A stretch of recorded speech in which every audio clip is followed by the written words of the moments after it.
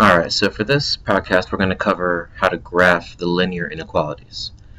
Alright, so we've graphed linear inequalities on a number line, but now to graph like the whole equation on a graph and then shade it in. So here's the things we need to know for graphing linear inequalities. When you have the symbols less than or equal to or greater than or equal to, that when you graph your line, you're going to use a solid line. Okay, and that kind of connects back to when you use the number line. It was like the closed circle, right? Solid line, closed circle. Same kind of thing.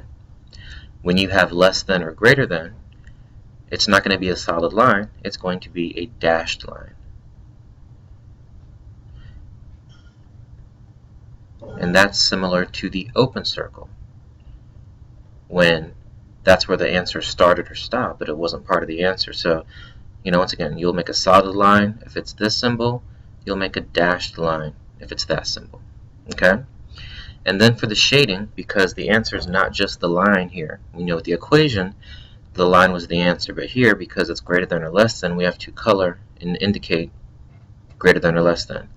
So if your answer is less than, once you have your line drawn, you shade below the line, because below is less than. And then once you have your line, if you're trying to show greater than, well, greater than would be shown by shading above your line. Okay? Alright, so first example here, now before we actually get into the graphing, so the first example type of problem is to determine whether the ordered pair is a solution of the given equation or inequality. So remember, we did these with equations. Remember, the equation makes a line.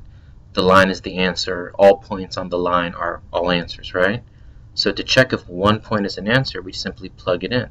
Because remember, every point has an x and a y value. We plug it in, simplify it. If at the end, if the statement is true, it is an answer. If it's false, it's not an answer. Okay? Or solution, I should say. So, first one, 2x plus 4y is greater than negative 10. Let's plug in our x and y with parentheses, or you can still be using the storage key on the calculator. Either way is good. Alright, so we have this inequality. We've plugged in the x and the y value. So if you type in the left side into your calculator, okay, you're going to get 2 times 2 is 4, positive 4 times negative 5 is negative 20. You're going to get negative 16. Bring down the symbol. The right side is already simplified. Okay? Now what this is saying is negative 16 is greater than negative 10. Now, let's think about what that means. Is that true or false? Now, negative numbers, you have to remember, work kind of backwards. Best thing you can do is draw a number line to be sure. If I have 0, right? Now, I have negative numbers, so if I count negative 1, 2, 3, 4, 5, 6, 7, 8, 9, 10, so negative 10 would be like here.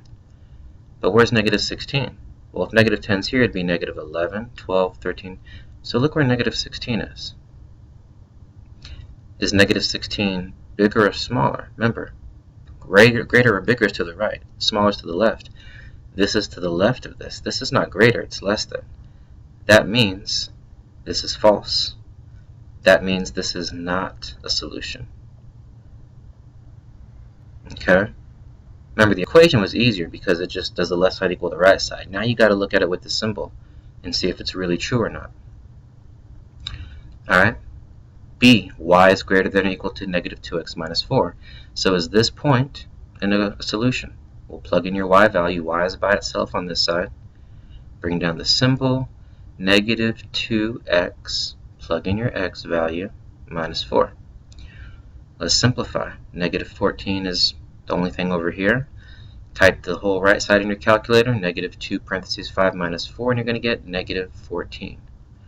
Now let's look at what that says. Negative 14 is greater than or equal to negative 14. Well, negative 14 is not greater than negative 14, but it is equal. So because it has that half equal sign there, this is true. This is a solution. Okay? Alright, and the third one. Y is greater than 2x minus 12. Let's see if this point for negative 4 is a solution. So y is negative 4. Bring down your symbol. 2 parentheses minus 12 for x we're plugging in 4. So bring down the negative 4 for the left side. Punch this in, 2 parentheses 4 minus 12, and you're going to get negative 4. And you know what? I just made a mistake here. This symbol is just greater than, not greater than or equal to. Alright, so now let's go what we have. At first glance, this might look true, but read it carefully. This says negative 4 is greater than negative 4. No, those are the same. It's not greater than. That's false. That means this is not a solution. Alright, so make sure you read it very carefully with that meaning in the middle. Is it greater than, less than? Is it really true or not? Okay? Alright, so now for graphing. Okay? Now, even though these aren't equations, they act the same way. So remember, we focused on a couple chapters ago slope-intercept form and how easy it is to graph it. Y equals mx plus b. These are in that formula, except for equals, it's got greater than or less than, right? But we're still going to use this information to help us graph. So remember, you always start off with the intercept. Intercept is what you graph first. So here the intercept is positive 3, the y-intercept. So on the y-axis I go positive 1, positive 2, positive 3. The line's going to pass through that point. Now remember, to get the next point you use your slope. The slope is in front of the x. In this case it's 2. Sometimes it helps to write slope as a fraction. So remember, 2 means 2 over 1. So these are both positive. I'm going to go up 2 and write 1. Up 2, write 1. Up 2, write 1. Alright, and that's good. Now, look at the symbol. Are we going to use a solid line or a dashed line? Because it's less than or equal to, it'll be a solid line. So with your ruler, we're going to make as straight of a line as possible, like that. Okay, so it's just like graphing the equations we did before, but now here's what we're going to do differently. Now we need to shade it. Okay, so what we're going to do here then is, look what we need to shade. It's less than or equal to. Remember, less than, I'm saying the y's are less than. So I need the y's less than my line. Less than is below. Alright, so we're basically just going to shade the whole graph under the line. And that's our final answer. Okay? Alright, next one. Y is greater than negative 1/2 x minus 1. So once again, start with your intercept. The y-intercept is negative 1. Alright, now this slope, remember, negative 1/2, I can think of this two ways. This means the overall fraction is negative. That means only one number is negative. So if you said it's negative 1 over 2, you're right. If you said it's 1 over negative 2, you're right. Okay, just remember that's important for your direction. So I'm going to go ahead and just do the negative 1 over 2. Negative 1 over 2 means I'm going to go 1 down, 2 to the right. 1 down, 2 to the right. 1 down, 2 to the right. 1 down, 2 to the right. Alright, now look at my symbol. It's just greater than, not greater than or equal to. That means I'm going to use a dashed line. It's like the open circle. It's not equal, but that's where the answer lies, right? Now I need to shade it. This is greater than, so I want my y's to be greater than where the line is, above it. Okay, so you're going to shade above the line. So these are all the answers, where y is greater than this inequality. Alright? Alright, next page. Now, we've encountered this before, right? The first two examples we were lucky because it was already in slope-intercept. So what this is saying, remember, if the inequality is not in slope-intercept, change it to that.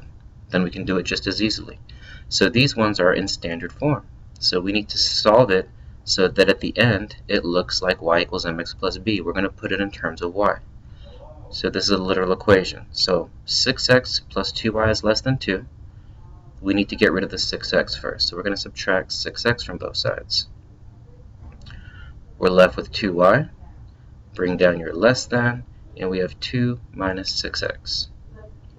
Alright? One more step. To get the y by itself, this is 2 times y. The opposite is to divide by 2. So I'm going to divide this side by 2, and I'm going to divide every term on this side by 2. Everything's got to be balanced out. I'm left with y. Bring down your less than symbol. 2 divided by 2 is 1. Now careful how you look at this. This is a negative 6 divided by 2. That's negative 3x. Alright? Now it's almost there, but remember the mx goes first, so I'm just going to move my terms around. So look, this is negative 3x. When I move it, it's got to stay negative 3x. This 1 is a positive 1, so when I move it, I'm going to keep it as positive 1. This is now going to be easy to graph in slope-intercept form. Alright, so we have y equals negative 3x plus 1. So once again, to graph this, start with the intercept. Y-intercept is positive 1, so go to positive 1 on the y, and that's where it crosses. Now the slope is negative 3. That means two things. You can say negative 3 over 1. Some people might say 3 over negative 1. It all means negative 3. I'll use this one though. So this means we're going to go 3 down, 1 to the right. Okay, remember it's rise over run. So I'm going to go down 3, 1, 2, 3, over 1 to the right. Negative 3, 1, 2, 3, positive 1 to the right. Okay, and now we need to draw a line. Well, what kind of line do we need? Well, we have less than. That's a dashed line. Okay, so we're going to come here, get your ruler, make it as straight as possible. There's the line of your inequality. Almost done. Now we need to shade. This is y is less than. Remember, less than means under the line. So here's my line. I'm going to shade under it. Okay. That's your final answer. Okay. Alright, last example, number 5. 3x minus y is less than or equal to negative 3. So once again, to make it easy to graph, we're going to convert it to slope-intercept, solve it in terms of y. So to get y by itself, the first thing I'm going to do is get rid of the 3x by doing the opposite, minus 3x. Those are gone. I have negative y left. Don't forget that negative is less than or equal to negative 3 minus 3x. Alright, now we're going to, remember, negative y means negative 1y. So if you want to put that there, that's fine. Negative 1 times y, we will divide by a negative 1. And we have to divide every term by negative 1. Those are gone. Y is finally by itself. Bring down your less than or equal to. Negative 3 divided by negative 1 is now a positive 3. And then once again, a negative 3 divided by negative 1 is now a positive 3x. Almost there. We want the mx in front. So we're just going to move our terms around. The 3x comes up front and is still positive. When I move this 3 back, this is still a positive 3. So we are going to graph in this format. Okay? So always start with the y-intercept. Y-intercept is positive 3. So we're going to put positive 3 there. The slope is 3. Think about it in terms of a fraction so you can graph it. 3 is 3 over 1. That means my rise is going up 3, my run is going right 1 because they're both positive. So we're going to go 1, 2, 3, 1. Alright, now I'm going to make my line. This is less than or equal to.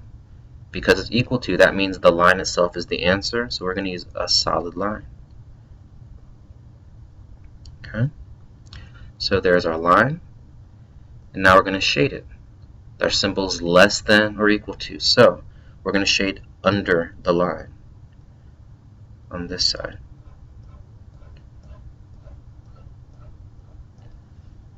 Alright, and that is how you graph your inequalities. Alright, with the proper line and with the proper shading. Alright, so go ahead and practice on the next couple pages on your own.